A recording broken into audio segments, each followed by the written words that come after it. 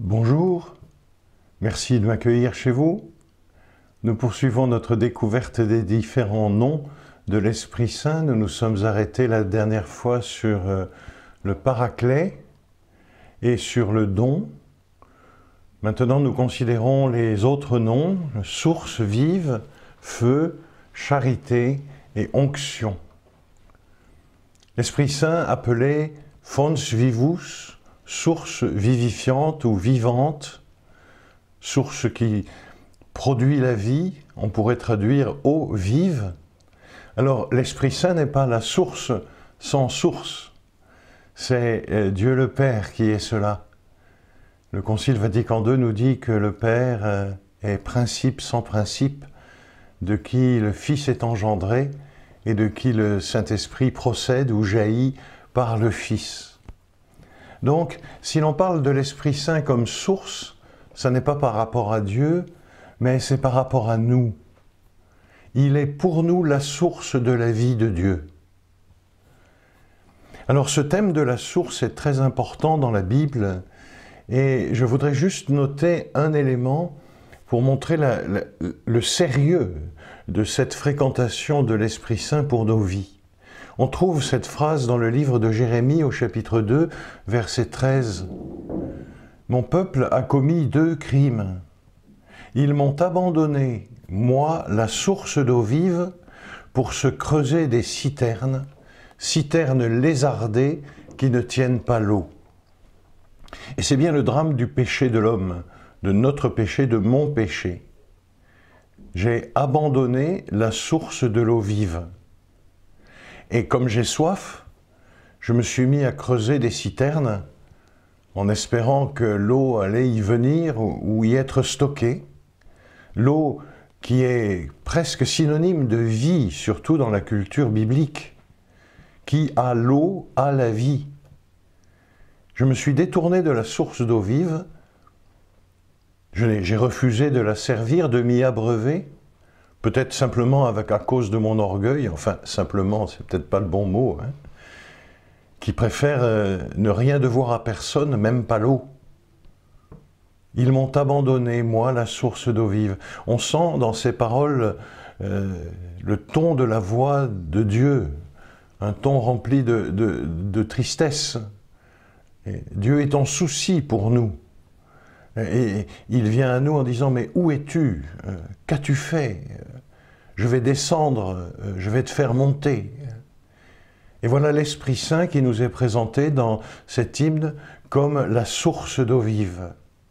Alors un auteur du Moyen-Âge dit ceci, c'est fort, l'Esprit Saint est à la fois la source de la vie, la source vive, la source vivifiante, la source qui procède de la vie, qu'est Dieu, en lui était la vie et la vie était la lumière des hommes, et aussi la source qui donne la vie à ceux qui viennent de Dieu, à toutes les créatures. L'Esprit Saint, source de la vie, source vivante, vivifiante, qui jaillit en permanence pour nous de la source sans source, qu'est Dieu le Père qui nous attend, qui nous a envoyé son Fils pour que nous puissions le retrouver, nous unir à lui, devenir ses enfants. Alors, il y a un lien dans la Bible entre eau et esprit. On trouve cela par exemple dans le livre d'Isaïe. « Je vais répandre de l'eau sur le sol assoiffé, je répandrai mon esprit sur ta descendance. » L'eau et l'esprit. Celui qui donne à l'un de ses petits un verre d'eau ne perdra pas sa récompense. Donner un verre d'eau, c'est un acte de charité, un acte de service. L'Esprit Saint est caché dans tout acte de service. Il en est aussi l'architecte et l'ouvrier. Il en est le premier moteur. Nous ne pouvons pas faire le bien si nous ne sommes pas mus, agis, poussés par l'Esprit Saint. Il le fait partout, il agit dans le cœur de tout homme, invisiblement, Mais lorsque l'on a la grâce de pouvoir le reconnaître, alors on peut entretenir avec lui des relations familières. Certes, on ne sait ni d'où il vient ni où il va, mais on entend sa voix. Et cette voix, c'est celle de Jésus. L'Esprit Saint, source qui jaillit de la source éternelle qu'est Dieu, mais aussi Esprit Saint qui jaillit du corps de Jésus. Jean 19, 34. Venus à Jésus, les soldats virent qu'il était déjà mort. Ils ne lui brisèrent pas les jambes, mais l'un des soldats de sa lance lui perça le côté, et il sortit aussitôt du sang et de l'eau. Les sacrements de l'Église et l'Esprit Saint. Nous-mêmes, baptisés dans le Christ, ayant reçu déjà bien souvent la grâce du Saint-Esprit à chaque Pentecôte, à chaque sacrement, nous sommes en attente d'une plus grande présence de cet Esprit Saint. Et nous n'oublierons jamais que pour le trouver, il faut nous rapprocher de l'humanité de Jésus, de l'humanité glorifiée. Jésus ressuscité nous donne l'Esprit Saint. Alors, d'où jaillit cette eau vive? Elle jaillit du cœur de Jésus, c'est-à-dire du centre le plus profond de son humanité, dans laquelle il décide, il prie, il s'offre, il enseigne. Toute sa vie est portée par son cœur, qui est à la fois le lieu de ses sentiments, bien sûr, mais surtout le lieu de cette intimité inouïe entre l'humanité de Jésus et sa personne, celle du Fils de Dieu. On pourrait dire par conséquent que l'Esprit Saint est l'eau qui vient du Rédempteur. L'Esprit Saint vient poursuivre l'œuvre du salut. Et il coule dans le grand désert de cette vie. On pourrait dire qu'il se jette dans l'immense mer morte qu'est ce monde de péché, de conflits, de jalousie, de mensonges. Il ne cesse pas de couler dans ce monde. Mais il vient aussi dans cette petite mer morte qu'est chacun de nous, lorsque nous nous détournons de la grâce, lorsque nous nous en privons par notre propre responsabilité, lorsque nous disons non.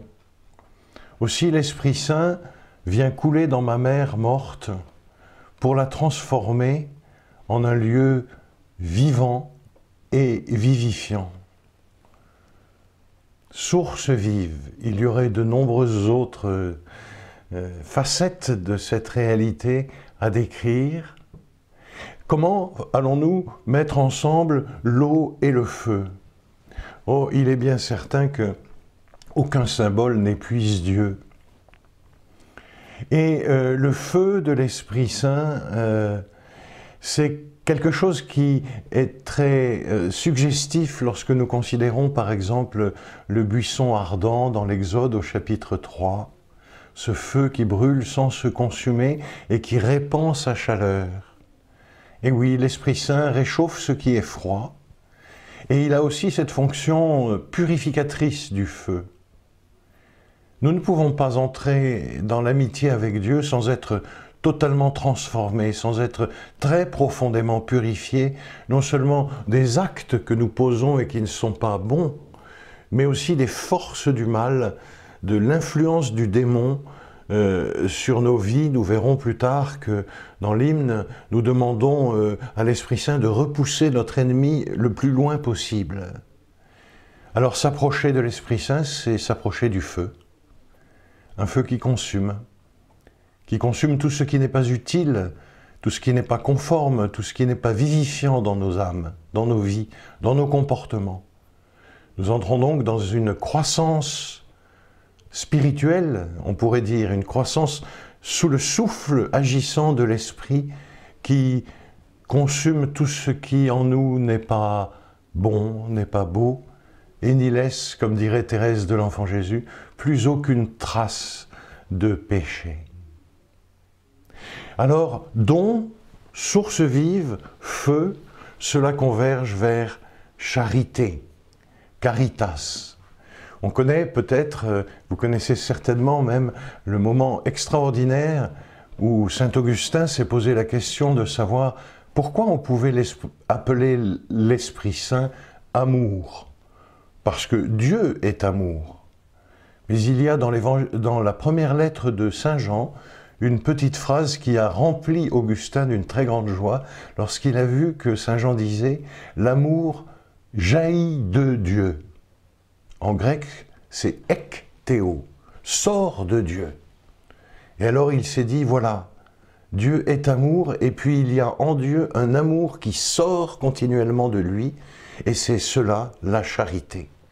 Un jaillissement de Dieu, une forme exceptionnelle d'amitié, une capacité jamais épuisée de reconstruire, de pardonner, de guérir.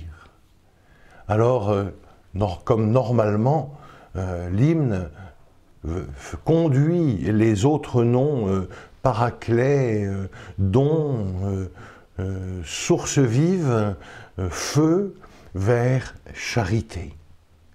Nous n'oublierons pas que la charité console, que la charité reçoit et donne, que la charité désaltère, que la charité éclaire comme un feu et consume ce qui n'a pas de dimension pour la vie éternelle. Et nous n'oublierons pas non plus, et c'est tellement important, que cette charité vient en nous comme une onction. Dans la Bible, l'onction est une mise à part. Et de fait, l'Esprit Saint nous met à part. Comme l'Esprit Saint a dit aux apôtres, « Mettez à part pour moi Barnabé et Paul ». L'Esprit Saint, comme onction, confie aussi une force, un pouvoir, une responsabilité que nous sommes invités à mettre en œuvre. C'est ce que fait l'onction.